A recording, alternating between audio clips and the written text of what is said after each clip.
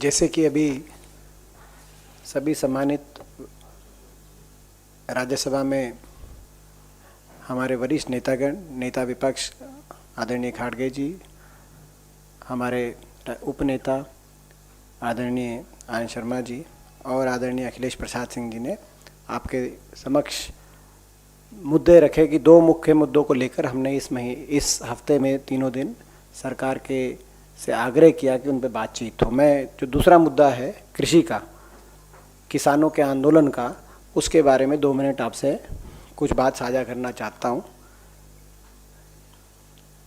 हमने ये क्यों रखा, रूल 267 जो राज्यसभा का है उसमें है कि कोई अगर ऐसा मुद्दा आए देश के सामने जो जिन मुद्दों पे सरकार चर्चा करने जा रही है, उनका बिजनेस है, उनसे ज़्यादा महत्वपूर्ण हो, तो उनको सस्पेंड करके, सारे बिजनेस को सस्पेंड करके उस पर चर्चा ली जा सकती है। जो आज लिस्टेड था राज्यसभा में, वो तोमर जी का ही एक रविशंकर प्रसाद जी का बिजनेस लिस्टेड था, एक तोमर साहब का बिजनेस लिस्टेड था कि उन निफ्टेम, कुंडली बॉर्डर सोनीपत में, सिंगू बॉर्डर में जो निफ्टेम कांग्रेस की सरकार में national institute of food technology and management, उसको राष्ट्रीय स्तर के इंस्टीट्यूट का दर्जा देना वहीं सिंगू बॉर्डर पे, उसका तो आज आपने लिस्ट कर दिया। उसी सिंगू बॉर्डर पे कल 3 किसानों की, जिसमें एक महिला किसान भी, कल की बात है, और ये पिछले 105 दिन से लगातार, वो तो आपको दिख रहा है निफ्टेम, मगर वो जो 20 किलोमीटर लंबा धरना जहाँ हजारों लाखों की तादाद पे किसान बैठे हैं, महिलाएं, बच्चे, वो आपको नहीं दिख रहे।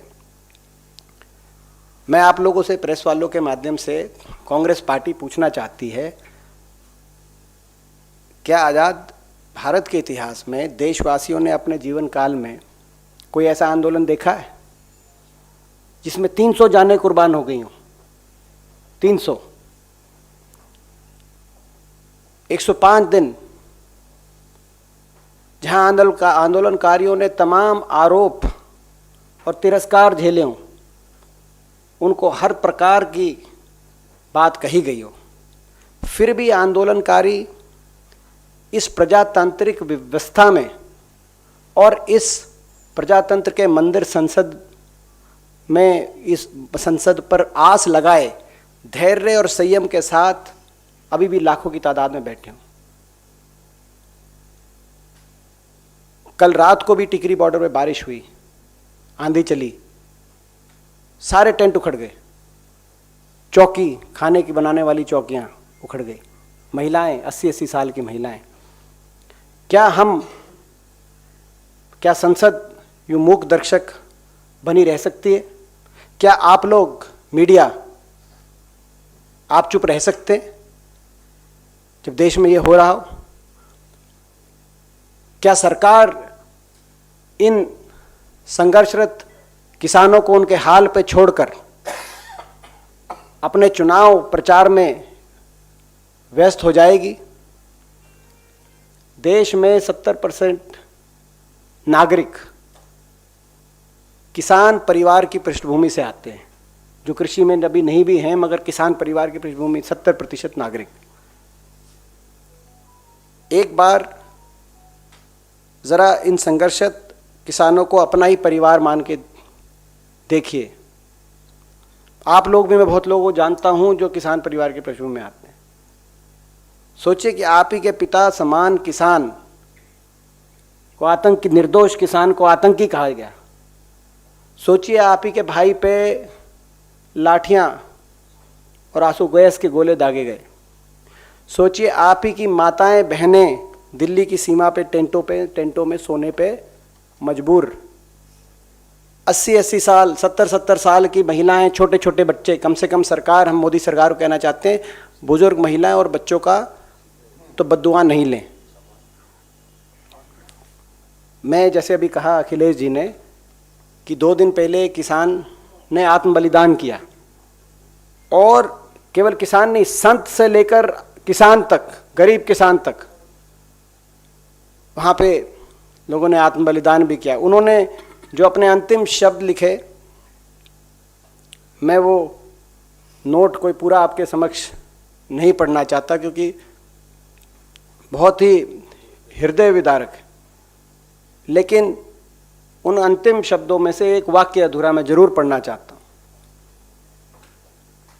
उनने लिखा, राजबीर जी ने, सिसाई गांव के, कि सरकार में से मेरी हाथ जोड़ के विनती है कि मरने वाले की आखिरी इच्छा पूरी की जाती है।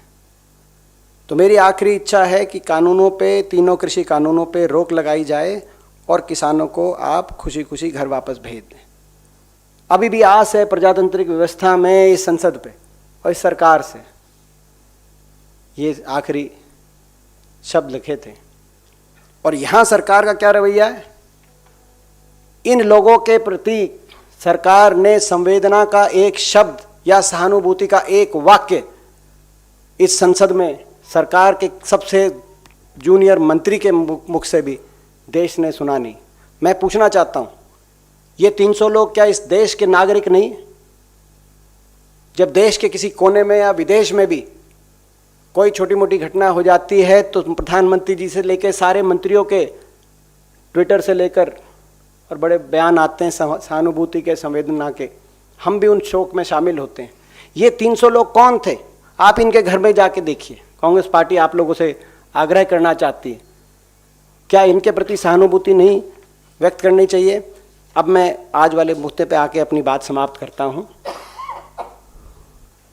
पहले सरकार ने इन आंदोलन संघर्षरत आंदोलनकारियों को किसान मानने से इनकार किया, कहा कि ये आतंकवादी, अलगाववादी हैं।